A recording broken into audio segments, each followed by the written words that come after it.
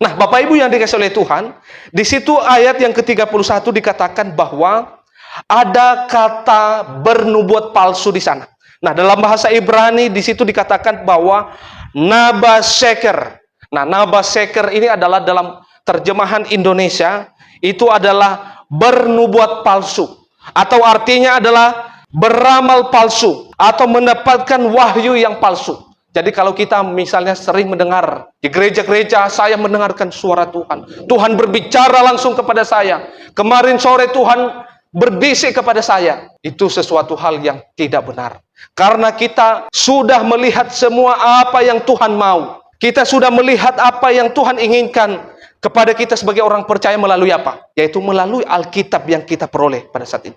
Jadi tidak ada lagi tambahan atau pengurangan. Kita mengenal kehendak Tuhan, kita mengenal apa yang Tuhan mau, dan kita mengenal siapa itu Tuhan melalui dari mana? Melalui Alkitab yang kita miliki pada saat ini. Maka kalau ada tambahan-tambahan, saya mendengar lagi suara Tuhan, berarti itu Alkitab baru. Nah, itu sesuatu hal yang keliru, yang perlu kita berhati-hati sebagai orang percaya. Nah, Bapak Ibu yang dikasihi oleh Tuhan, dalam teks ini yang telah kita baca, mengapa bisa muncul para nabi palsu dan pengajar-pengajar palsu, terutama dalam teks yang telah kita baca ini. Nah, Bapak Ibu yang dikasihi oleh Tuhan, ada beberapa poin, ada beberapa ayat yang menunjukkan bahwa mengapa bisa muncul para pengajar-pengajar palsu. Adalah yang pertama, karena tidak ada orang yang melakukan keadilan dan yang mencari kebenaran. Itu tertulis di ayat yang ke-1 bagian B tadi yang telah kita baca di dalam Yeremia. Di situ dikatakan bagian B di sana adalah periksalah di tanah-tanah lapangnya, apakah kamu dapat menemui seseorang, apakah ada yang melakukan keadilan dan yang mencari kebenaran, maka aku akan mengampuni kota itu.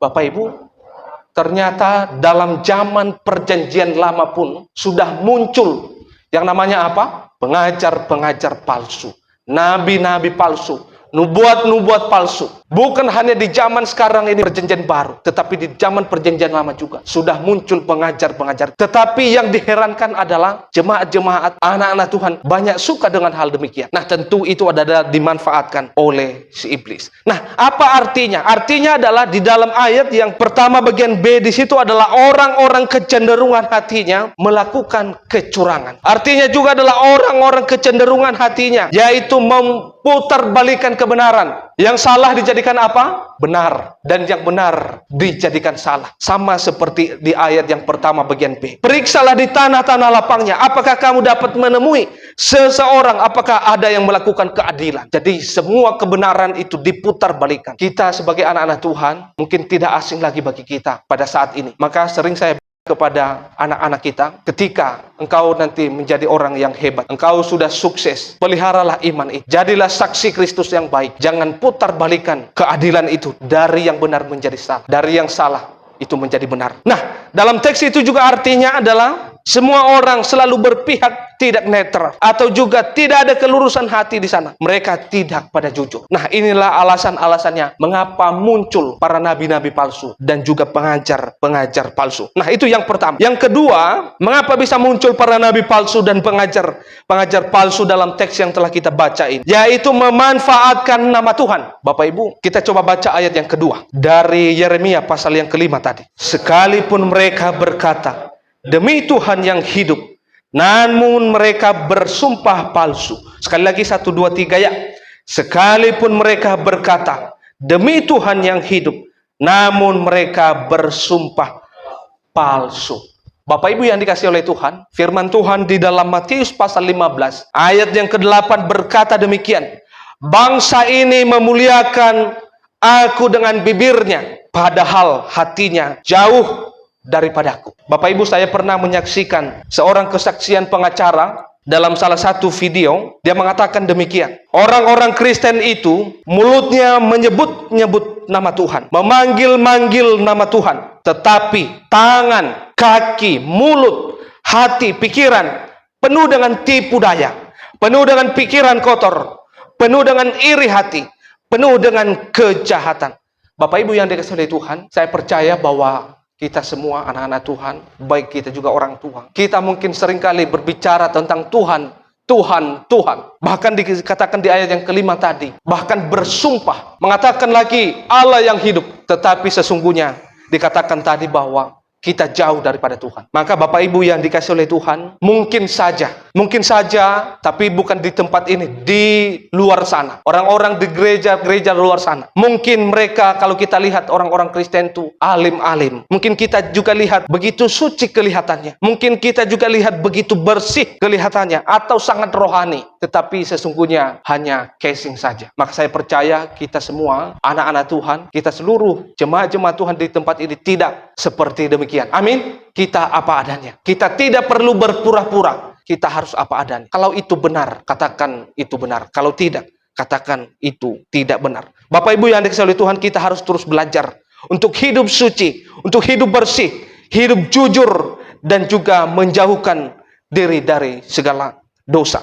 Nah, itu poin yang kedua. Yang ketiga, Bapak Ibu yang dikasihi oleh Tuhan, mengapa bisa muncul para nabi palsu dan pengajar-pengajar palsu dalam teks yang telah kita baca ini adalah, yang ketiga adalah orang-orang besar, orang-orang terpandang, para tokoh-tokoh dan orang-orang penting. Mereka sudah menolak Tuhan dan sudah hidup tidak beres lagi. Ayat yang kelima. Ayat yang kelima di dalam Yeremia, pasal yang kelima tadi, di sana ayat yang kelima bahwa, baiklah aku pergi kepada orang-orang besar. Orang-orang besar di situ artinya adalah orang-orang yang terpandang, tokoh-tokoh atau orang-orang penting. Lebih lanjut dikatakan bahwa, dan berbicara kepada mereka, sebab mereka lah yang mengetahui jalan Tuhan, hukum Allah mereka. Tetapi di sana dikatakan, mereka semuanya telah mematahkan kuk, telah memutuskan tali-tali pengikat. Lebih menarik dalam terjemahan lain dikatakan, aku akan pergi kepada pemimpin-pemimpin mereka, orang-orang yang penting, dan berbicara kepada mereka, karena mereka mengenal jalan Tuhan dan penghukuman atas dosa. Tetapi sebenarnya mereka juga telah sama sekali menolak Allah mereka. Jadi Bapak Ibu yang dikasihi oleh Tuhan, ternyata dalam zaman Yeremia ini, orang-orang yang dianggap penting, tokoh-tokoh penting, mereka sudah tidak beres hidupnya. Mungkin kalau kita pada saat ini ada orang-orang yang kita kagumi, mungkin penting, orang-orang besar. Tetapi firman Tuhan katakan, mereka juga sudah hidup tidak beres di hadapan Tuhan. Nah, inilah yang menjadi dasar muncul para pengajar-pengajar palsu. Muncul para pengajar-pengajar yang tidak bertanggung jawab. Karena apa? Para tokohnya saja sudah tidak beres hidupnya.